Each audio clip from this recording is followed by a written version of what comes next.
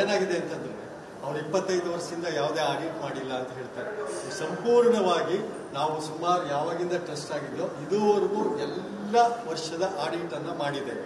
ಯಾವುದನ್ನು ಆಡಿಟ್ ಇದೆ. ಮತ್ತು ಹಣವನ್ನು ಕೂಡ ನಾವು ಉಳಿಸಿದ್ದೀವಿ. ಅವರು ನಮ್ಮ ಕನ್ವೀನರ್ ಹೇಳಿದಾಗೆ ಸರ್ಕಾರಕ್ಕೂ ಕೂಡ ಮನವಿ ಸಲ್ಲಿಸಬೇಕು. ನಾವು ನೋಡಿದ್ದು ಇವತ್ತು ಬೆಳಗ್ಗೆ ಗೊತ್ತಾಗಿರೋದ್ರಿಂದ ನಾವು ಸರ್ಕಾರಕ್ಕೆ ಮತ್ತು ಸ್ಥಳೀಯ ಶಾಸಕರನ್ನ ಬಿಟ್ಟು ನಾವು ಏನೂ ಮಾಡ್ತಿಲ್ಲ. ಸ್ಥಳೀಯ ಶಾಸಕರು ಎಂ ಕೃಷ್ಣಪ್ಪನವ್ರು ಇದ್ದಾರಲ್ಲ, ಅವ್ರನ್ನ ಬಿಟ್ಟು ಏನೂ ಮಾಡ್ತಿಲ್ಲ.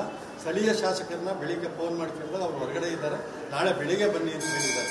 ಅವ್ರಿಗೂ ಕೂಡ ನಾವು ಮನವಿ ಸಲ್ಲಿಸ್ತೀವಿ, ಸರ್ಕಾರಕ್ಕೂ ಮನವಿ ಸಲ್ಲಿಸಿ ಆಮೇಲೆ ಕಾನೂನು ಹೋರಾಟಕ್ಕೆ ಮುಂದುವರಿತೀವಿ. ಇದು 23-24 ಇನ್ಕಮ್ ಟ್ಯಾಕ್ಸ್ ರಿಟರ್ನ್ಸ್ ಇದೆ. ಇದು ನಾವು ರಿಟರ್ನ್ ಮಾಡಿರೋದು ಅವ್ರು ಹೇಳಿರೋ ಪ್ರಕಾರ 25 ವರ್ಷದಿಂದ ಕೊಟ್ಟಿಲ್ಲ ಅಂದ್ರೆ ಈ ಥರ 25 ವರ್ಷದ್ದು ಇನ್ಕಮ್ ಟ್ಯಾಕ್ಸ್ ರಿಟರ್ನ್ಸ್ ನಮ್ಮ ಹತ್ರ ಇದೆ. ಆಮೇಲೆ ದೇವಸ್ಥಾನದಿಂದ ಏನೇನು ದಾನ ಧರ್ಮ ಎಲ್ಲ ನಡೆದಿದೆ ಆ ದಾಖಲೆಗಳೆಲ್ಲ ಇದೆ.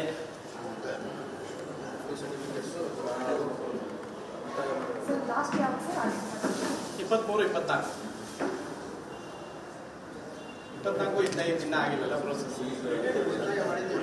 ನಾವು ಉಳಿತಾಯ ಮಾಡಿದ ಇಷ್ಟು ಉಳಿತಾಯ ಮಾಡಿದೆ. ಇದು FD ರೆಸಿಪ್ಟ್ ನಂಬರ್ಗಳು ಎಲ್ಲ ಉಳಿತಾಯ ಖಾತೆಯಲ್ಲಿ ಇದೆ, ಎಲ್ಲ FD ಇದೆ.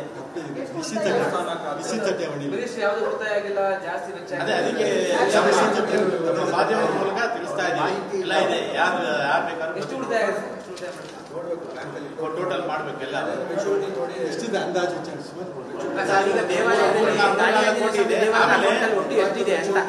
ನಮ್ಮಲ್ಲಿ ಇನ್ನ ಕೋಟ್ಯಾಂತರ ರೂಪಾಯಿ ಆಭರಣಗಳನ್ನು ಕೊಂಡ್ಕೊಂಡು ನೋಡಿ, ಸ್ಟ್ರಾಂಗ್ ರೂಮ್ ಪಕ್ಕದಲ್ಲಿ ಬಲಗಡೆ ನೋಡ್ತಾ ಇದ್ದೀರಾ, ಅದು ಸ್ಟ್ರಾಂಗ್ ರೂಮ್ ದೇವಸ್ಥಾನದ್ದು ಎಲ್ಲ ಇದರಲ್ಲಿ ಇದೆ. ಅದರದ್ದು ಸ್ಟಾಕ್ ರೂಮ್ ಎಲ್ಲ ಇದೆ. ಯಾವುದು ಇಲ್ಲ, ಏನೋ ನಾವು ಇದು ನಮ್ಮ ಮನೆ ಇದ್ದಂಗೆ, 11 ಜನದ ಮನೆ ಇದ್ದಂಗೆ. ನಮ್ಮ ಮುಂಚಸ್ಲು ಮನೆಯಲ್ಲಿ ಸಣ್ಣ ಪುಟ್ಟ ತಪ್ಪು ನಡೆದಿದೆ, ಹಂಗಂತ ನಮ್ಮ ಮನೇನ 5 ವರ್ಷ ಇನ್ನೊಬ್ರು ಬಿಟ್ಕೊಡಕ್ಕೆ ನಮಗೆ ಆಸಕ್ತಿ ಇಲ್ಲ. ಅದನ್ನ ನಾವು ಸರಿ ಮಾಡ್ಕೊಂಡಿದ್ದೀವಿ ಆಲ್ರೆಡಿ ಕಾನೂನು ಮೂಲಕ ಹೋರಾಟ ಮಾಡಿದ್ದೀವಿ, ಎಲ್ಲ ಸರಿ ಮಾಡ್ಕೊಂಡಿದ್ದೀವಿ. ಈಗ ನಡೀತಾ ಇದೆ, ಇದನ್ನು ಕಾನೂನು ಮೂಲಕ ನಾವು ಹೋರಾಟ ಮಾಡ್ತೀವಿ. ಕೇಸ್ ಪೆಂಡಿಂಗ್ ಇದೆ, ಟ್ರಸ್ಟ್ ಮೇಲೆ ಕೇಸ್ ಹಾಕಿದ್ರೆ ಶಿವರ್ ಕೋರ್ಟ್ ಅಲ್ಲಿ ಡಿಸ್ಮಿಸ್ ಆಗಿದೆ ಕೇಸ್.